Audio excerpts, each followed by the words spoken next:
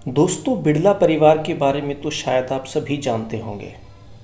देश के बड़े उद्योगपतियों में बिड़ला परिवार का नाम देश की आज़ादी के बाद से आज तक सुनने को मिलता है। लेकिन क्या आप जानते हैं कि बिड़ला परिवार की तरक्की के पीछे एक संत के दिए वरदान को माना जाता है। चलिए आज हम आपको बताएंगे उस संत के बारे में जिसे दुनिया भर में बावलिया बाबा के नाम से पहचान मिली। राजस्थान के झुंझुनू जिले के चिड़ावा कस्बे को शिव नगरी के नाम से पहचान भी इन्हीं बावलिया बाबा के कारण ही मिली।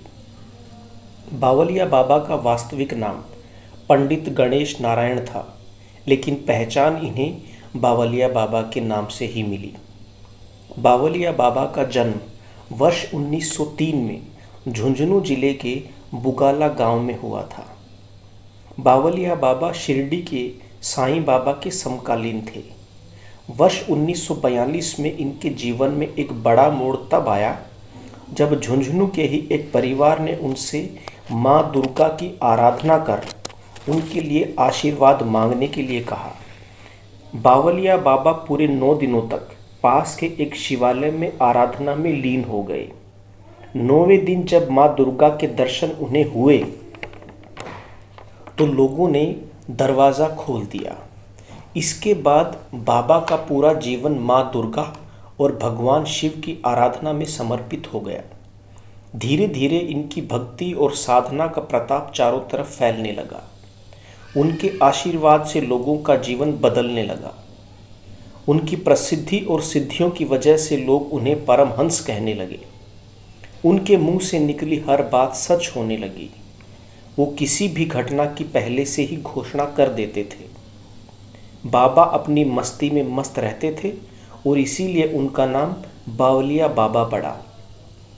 राजस्थान में बावला का मतलब होता है पागल, यानी अपनी मस्ती में मस्त रहने वाला।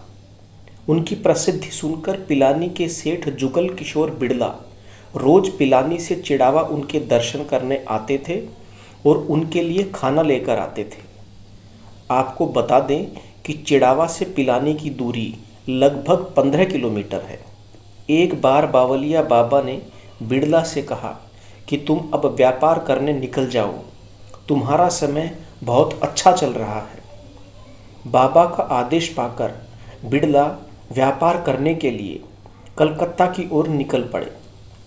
लेकिन रास्ते में एक काला सांप देखकर और इसे अपशगुन मानकर वो वापस लौट आए। वापस आकर उन्होंने ये सारी बातें बाबा को बताई।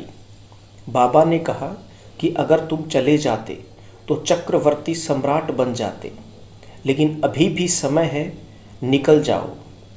आने वाले समय में दुनिया तुम्हारा गुणगान करेगी। बस तुम अपनी करनी बरनी बंद मत होने देना, इसे हमेशा चालू रखना। करनी बरनी का मतलब होता है निर्माण कार्य। बस ये आशीर्वाद पाकर बिड़ला एक बार फिर कलकत्ता की यात्रा पर निकल गए और देश के नामी उद्योगपति बने। उन्होंने अपनी करनी बरनी को भी चालू रखा और देश में कई स्कूलों कॉलेजों का निर्माण करवाया, जिनमें पिलानी का बिरला स्कूल, बिरला कॉलेज, जिसे बिट्स के नाम से भी जाना जाता है, आदि का निर्माण करवाया। इसके अलावा देश में कई स्थानों पर बिड़ला मंदिरों का निर्माण भी करवाया। वर्ष 1969 में बावलिया बाबा ने जब इस दुनिया को छोड़ा तो चिड़ावा में उनके अंतिम संस्कार की जगह एक मंदिर बनाया गया।